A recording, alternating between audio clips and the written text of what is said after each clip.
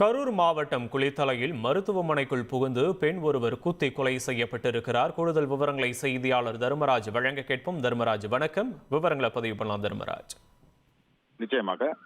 கரூர் மாவட்டம் குளித்தலை அருகே பட்டவர்த்தி பகுதியைச் சேர்ந்தவர் விஸ்ருத்.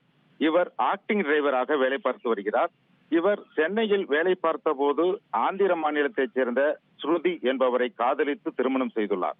தற்போது 2 குழந்தைகள் உள்ள நிலையில் நேற்று கணவன் மனைவி இருவருக்கும் குடும்ப தகராறில் வாக்குவாதம் ஏற்பட்டதில் ஸ்ருதியை தாக்கியுள்ளார். இதனால் காயமடைந்த ஸ்ருதி நேற்று நள்ளிரவு 1 மணி அளவில் குளித்தலை அரசு மாவட்ட தலைமை மருத்துவமனையில் சிகிச்சைக்காக அனுமதிக்கப்பட்டார்.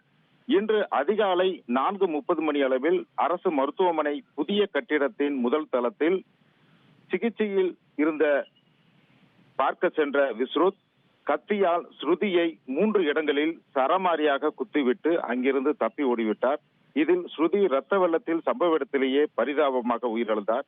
இது குறித்து தகவல் அறிந்த குளித்தலை டிஎஸ்பி மற்றும் இன்ஸ்பெக்டர் ஆகியோர் சம்பவ இடத்திற்கு வந்து ஸ்ருதி உடலை மீட்டு பிரேத பரிசோதனைக்கு கரூர் அரசு மருத்துவக் கல்லூரி மருத்துவமனைக்கு அனுப்பி வைத்துள்ளனர். மேலும் தப்பி ஓடிய விஸ்ருத்தை குளித்தலை போலீசார் வலைவீசி தேடி வருகின்றனர். இதில் விஸ்ருத் முன்னாள் முதலமைச்சர் ஜெயலலிதாவின் கருப்பு பூனைப்படையில் டிஎஸ்பியாக வேலை பார்த்து பணி ஓய்வு பெற்ற ராமசாமி என்பவரின் மகன் என்பது தெரியவந்துள்ளது.